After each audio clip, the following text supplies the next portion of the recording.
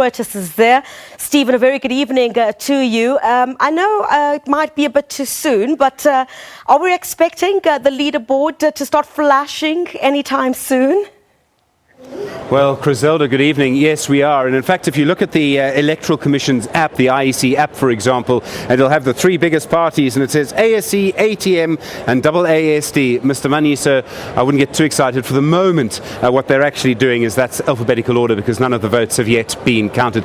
Let me talk you through some of the resources that are available for you. And I'm just going to stand up and you'll see the screen that I'm looking at.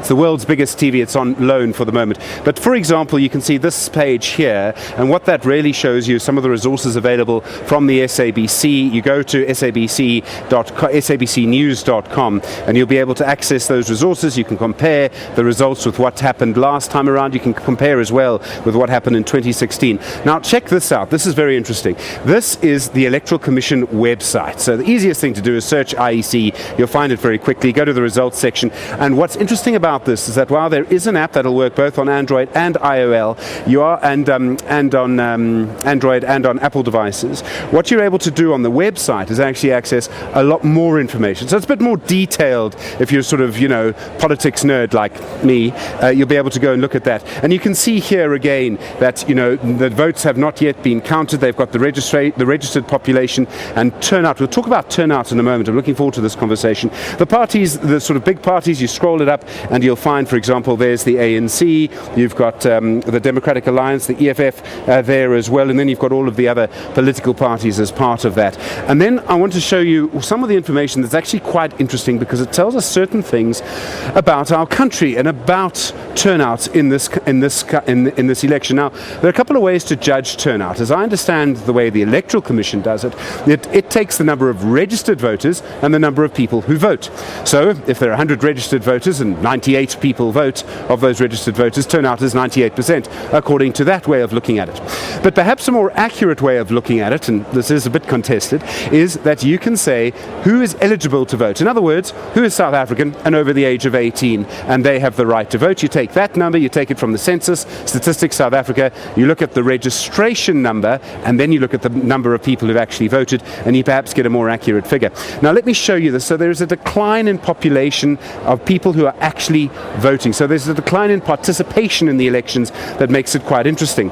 So in all of these elections, we've seen, for example, that age groups over 40, 85% of those people seem to be voting. Young people are still unrepresented on the voters' roll. Now, there are two ways to look at this. Many people will look at a number like this and say, young people aren't voting because politics turns them off, or the politicians aren't speaking to them, or there's disillusionment that's setting in. You look at a youth unemployment figure of 56%, and people will look at that argument. There's another argument that says, as democracies age, people use the word mature, but as democracies get older, in other words, our democracy is 25 years old, young people stop voting unless there's a particular reason for them to vote. So in countries that have been voting for, say, 100 years, say the United States or Britain, you'll find that only about half of the people who are actually eligible to vote will actually do that. So you could say, on the one side, there's disillusionment, and on the other side, that there's actually a situation where our population and our democracy is maturing. Let's discuss that a little bit now with someone who's really studied this particular issue. And Dr. Collette Schultz-Herzenberg is a political lecturer at the University of Stellenbosch. Dr. Schultz-Herzenberg, good evening to you and thank you for your time. Thank you. All right, there's a big conversation tonight. I mean, all the politicians disagree. Someone can't be telling the truth. Some of them say that a big turnout helps the bigger parties, and some of them say a big turnout helps the smaller parties. In your view, is there an answer to this question? Well, turnout's critical in any election, but particularly in a proportional representation system like we have. So what basically happens is if a party is able to get its support base out in relatively bigger proportions to the next party, they can essentially hold the power in that election without really gaining any additional new votes. What happened in 2016, for example, is that the ANC saw a suppressed voter turnout amongst its partisan support base, and we can debate why that was the case.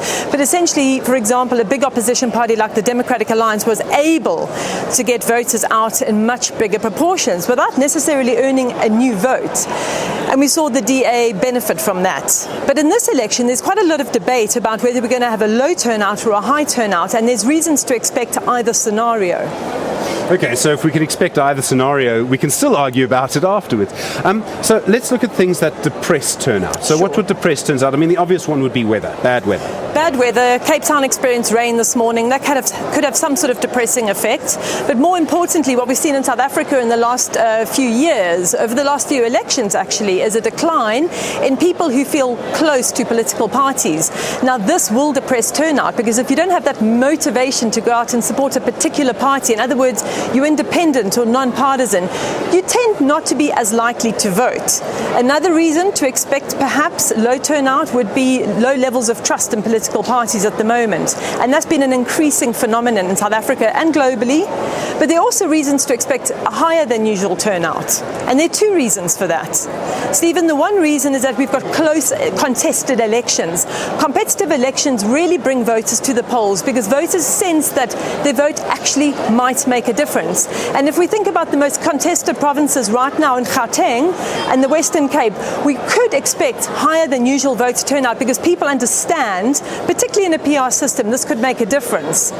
One of the interesting things is that usually wherever you live, the poorer you are, the more government matters, the more you rely on government services. You'd think then that would mean that poorer people are more likely to vote. People without resources are much, voting matters more to them. Do we find that in South Africa? To some extent, we found that to be the case in the early elections, not so much anymore. If you look at some of the data that's been done, some of the research, it seems to suggest that poorer communities have less ability to get to the polls. There's all sort of logistical issues that prevent people from traveling on the day, but also from registering. And in fact, we see some of the highest non-registration levels amongst young, poorer people here in Gauteng and elsewhere. So I think demographics and social economic backgrounds are having an impact and perhaps dampening the motivation to go out and register in the first place. The sort of classic election that people talk about getting young people to vote is Obama's first election in 2008.